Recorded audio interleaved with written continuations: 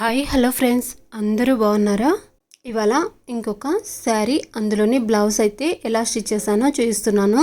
శారీ అయితే ఇలా dark violet కలర్లో ఉండింది. ఈ క్లాత్ అయితే సిల్క్ క్లాత్ అండి.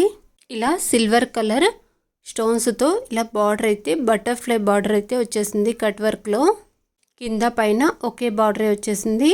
అలాగే పళ్ళుకి కూడా అదే బార్డరే వచ్చేసింది. చూస్తారా, ఇలా కట్ వర్క్ అయితే వచ్చేసింది సిల్వర్ స్టోన్స్తో. ఇందులోని బ్లౌజ్ పీస్ కూడా ఇలానే సేమ్ ప్యాటర్న్లో ఉండిందండి.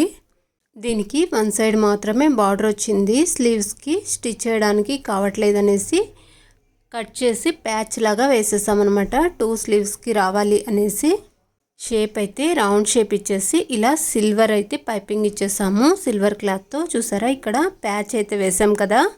ఇలా 2 స్లీవ్స్కి రావాలి అనేసి ఇలా ప్యాచ్ అయితే వేసామండి. లేదంటే 1 స్లీవ్స్ మాత్రమే పడుతుంది. ఇవి షార్ట్ స్లీవ్సే. ఇలా స్టిచ్ చేసామన్నమాట.